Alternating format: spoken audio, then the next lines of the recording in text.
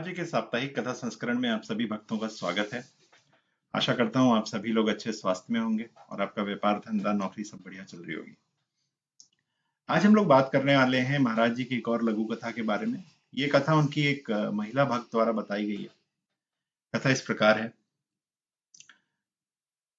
एक उनकी भक्त थी, उनको रक्षाबंधन का दिन आया। सबको मालूम है रक्षाबंधन में बहन भाई के हाथ में राखी बांधती है। तो उनके दो भाई थे, उन्होंने दो अपने भाइयों के लिए राखी खरीदी और एक राखी उन्होंने महाराज जी के लिए खरीद ली।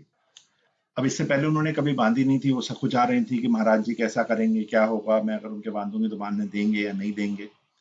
अब वो बड़ी घबराई सी थी। उन्होंने कहा चलो, जहां महाराज जी आए हुए थे महाराज वो वहां पहुंची। और अब जब वो वहां पहुंची तो देखा वहां भीड़ है।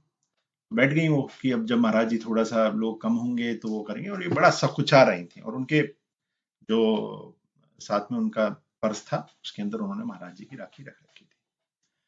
अब काफी देर हो गई, सुबह से दोपहर हो गई, महाराज जी के पास लोग कम नहीं हुए। फिर एक 3 बजे तक का समय आया कि जब लोग काफी कम हो गए। तो अब जब लोग कम हो गए तो अब उन्होंने सोचा कि मैं राखी बांध दूं कि नहीं बांध दूं। अब ये इस बीच में थी, तभी 2-3 लोग और आ गए। फिर वो बैठी नहीं। ऐसा करते करते शाम तक का समय हो गया। वो राखी नहीं बांध पा रही थी। अब क्या हुआ कि अब भक्त कम हो गए तो महाराज जी उनको देख रहे थे। तो अचानक कुछ और भक्त आने लगे। अब महाराज जी ने कहा रुको, और बड़े सकुचाते हुए बोला रुको, माता मुझे रक्षाबंधन पे राखी बांधना चाहती है, तुम थोड़ी देर रुको, इन्हें राखी बांध दो फिर आना मेरे पास। इस पूरे दिन में महाराज जी ने को उन्होंने कभी नहीं कहा था कि वो राखी बांधना चाहती हैं या कुछ भी करना चाहती हैं, पर महाराज जी को पता चल गया कि ये कहानी है।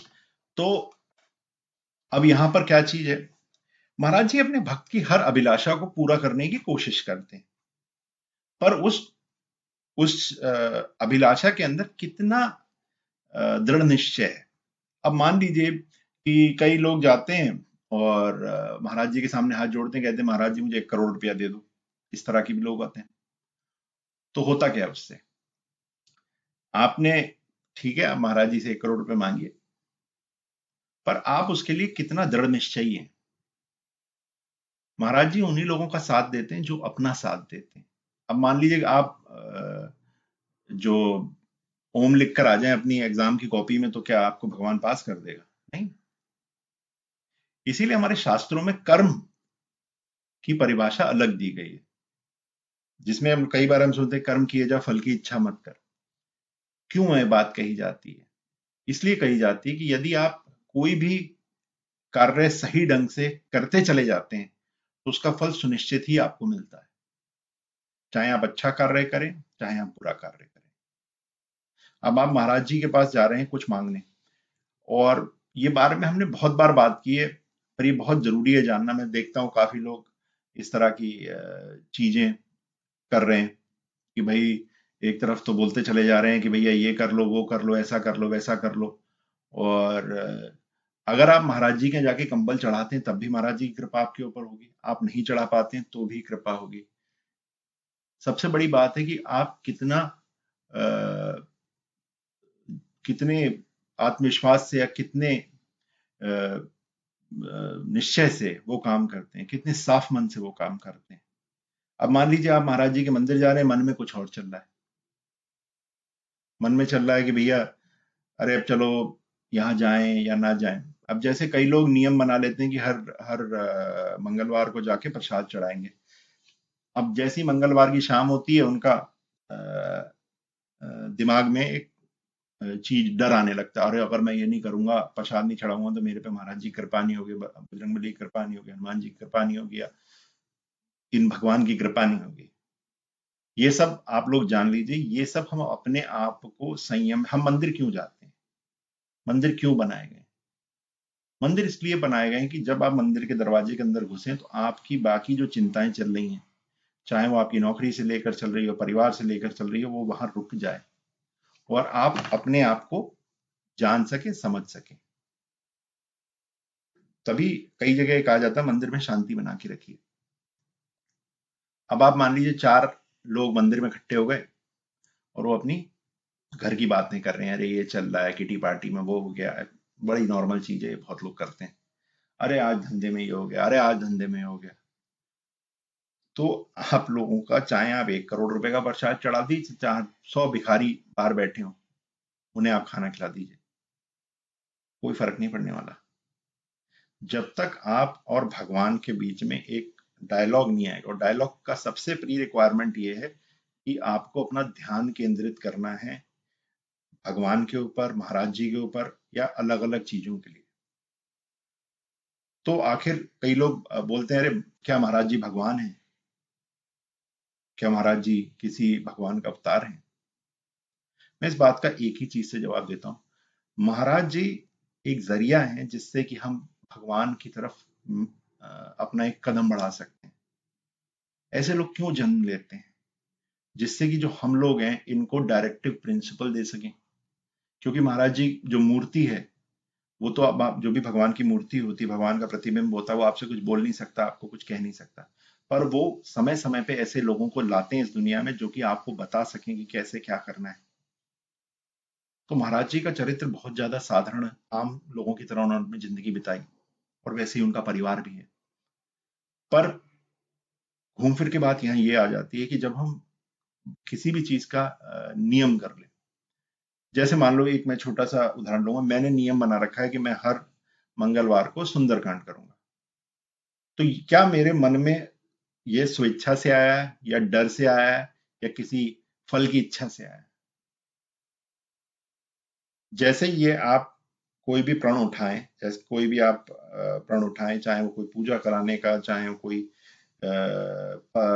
तीर्थ यात्रा करने का, या कुछ भी, पहले आप पूछिए ये मैं क्यों कर रहा हूँ? क्या ये मैं डर की वजह से कर रहा हूँ, या मुझे भगवान के दर्शन करने हैं, या और कोई बात है? आप अपने आप समझ जाएंगे कि आपको ये जो पूरा आप कोई तीर्थ यात्रा या कोई पूजा आयोजन कर रहे हैं, ये क्यों कर रहे हैं। जो पूजा आयोजन की यहाँ बात निकली है, तो मैं आपको बताता हूँ। आखिर पूजा आयोजन अपने घर में, चाहे सत्यनारायण की कथा हो, चाहे आप हवन करें, सत्यनारायण का हवन करें, गायत्री हवन करें, या आप कोई अखंड रामायण करें, या ये सब चीजें क्यों करते हैं हम लोग, क्यों?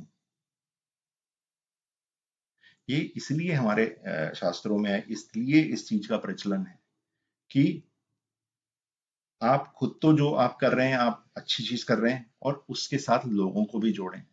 इस भागम भाग की दुनिया पे किसी पे समय नहीं है। सब बिजी हैं, या सब व्यस्त, इतने व्यस्त हैं, अरे छोड़ो ना यार, हाथ जोड़ लिए, या नहीं भी जोड़े, अरे भूल गए, अरे सब काम किए, उनके पास समय नहीं है। जब हम इस तरह का कोई भी आयोजन करते हैं, तो हम भगवान के एक तरह के मैसेंजर बन जाते हैं, और लोगों को अपने यहाँ लेकर आते हैं, अपने घर में लेकर आते हैं, चाहे, और उसको लोगों को कथा सुनाते हैं। अब सत्यनारायण की कथा क्या आपको सुनाती है? सत्यनारायण की कथा कहती है, यदि कोई प्रण कर लिया है आपने, तो उस प्रण को पूरा कीजिए। आपकी जो 3-4 कथाएं हैं, उसके अंदर वो हर कथा क्या कहती है? भगवान आपको कई मौके देगा अपने आप को सुधारने के लिए। आपने कोई व्यसन है आपके अंदर, आप उसे छोड़ नहीं पा रहे हैं, भगवान आपको कई मौके देगा, महाराज जी आपको कई मौके देंगे। हर बार जब कोई मौका आएगा, तो आप कुछ दोबारा प्रण करेंगे, ठीक है मैं नहीं करूंगा। जैसे आपको शुगर है, आप खूब मीठा खाने लग गए, आपको मालूम मरने वाले हैं, तभी एक दिन आपको हार्ट में ट्रबल हो जाएगी, तो आप प्रण करेंगे, भैया मैं नहीं खाऊंगा मीठा। फिर आप आगे बढ़ जाएंगे, ऐसे करते करते एक ऐसे मोड़ पर आ जाएंगे जहां आपकी किडनी खराब हो जाएगी, रीनल किडनी फेलियर, फिर कोई व्यवस्था नहीं। तो चाहे सत्यनारायण की कथा हो, चाहे रामायण हो, रामायण हमको क्या सिखाती है? रामायण हमको ये सिखाती है कि जो भी आपने प्रण ले लिया, जो भी आपने निश्चय कर लिया, उसको आप जरूर पूरा करें। या आपने किसी को वचन दे दिया, उसको पूरा करें। और जब आप कोई वचन पूरा करते हैं, तो उससे दुनिया को भी मतलब आसपास के लोगों को भी लाभ होता है, और आपको भी होता है। दशरथ जी ने एक वचन दिया, और उस वचन के तहत प्रभु राम को वनवास जाना पड़ा। जब वो वनवास गए, तो जितने भी असुर थे वो बहुत बढ़ रहे थे, तो उनके वनवास जाने के कारण से रावण भी चला गया, चीजें सही हो गई। सिर्फ एक आदमी ने वचन पूरा किया, पूरी जो पूरी भारतवर्ष में उस समय जो भी रहा होगा वो पूरा साफ हो गया। वैसे ही यदि आप कोई प्रण ले लेते हैं, किसी भी तरह का प्रण, उसको पूरा कीजिए। बहुत बहुत मुश्किल होता है किसी भी प्रण को पूरा करना, और जब आप उसको पूरा करेंगे तो आपको उससे निश्चय ही लाभ होगा। किसी भी तरह का प्रण ले सकते हैं, कोई गलत आदत हो या आप अधर्म की चीजें कर रहे हो, वो आपको प्रण के साथ पूरी करनी है। अब जैसे कि उन महाराज जी के भक्त ने प्रण कर लिया कि आज मैं महाराज जी की राखी बांधूंगी। अब सुबह से शाम हो गई, अपने भाइयों की राखी नहीं बांध पाई, पर उन्होंने महाराज जी की राखी बांधी। जो मन में विचार आ गया उसे पूरा करना बहुत जरूरी है। जैसे कि कई ऐसे धर्म है जो हिंदू धर्म से निकले हैं, चाहे जैनिज्म हो चाहे कोई भी हो, वो लोग भी बहुत प्रण करते हैं और उस प्रण को बड़ा पूरा करते हैं। जैसा कि आप जैन मुनि देखते हैं, वो वस्त्रों का त्याग कर देते हैं। मैं बोलता हूँ वो भी बहुत बड़ा प्रण है और बहुत मुश्किल है निभाना। ऐसे लोगों को कोटि कोटि प्रणाम। हम लोग उनकी हमें उन जैसी निश्चय शक्ति चाहिए।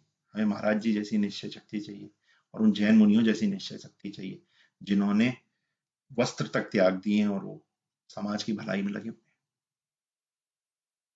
उनके पास कुछ नहीं होता सिवाय एक मोरपंखी के और एक जो उनका कमंडल चीज होती है। अगर मैं गलत बोल रहा हूं तो माफ कीजिएगा। तो ये हमें ध्यान रखना है, कोई भी प्रण करें उसे पूरा करें। और अगर हम कोई भी नियम बना लें तो उसका बोझा नहीं होना चाहिए सर पे। क्या होता है कभी कभी हम हम मान लीजिए कोई हमने कोई प्रण कर लिया कि हम मंगल के मंगल मंदिर जाएंगे, पर कुछ ऐसी चीज हो गई हम नहीं जा पा रहे। हाथ जोड़ के आंखें बंद करके मंदिर का ध्यान कर लीजिए, वो काम हो जाएगा।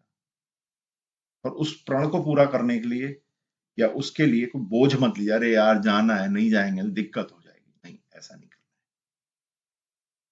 इसी के साथ आज का एक कथा संस्करण समाप्त करते हैं। अगले हफ्ते फिर मिलेंगे। धन्यवाद।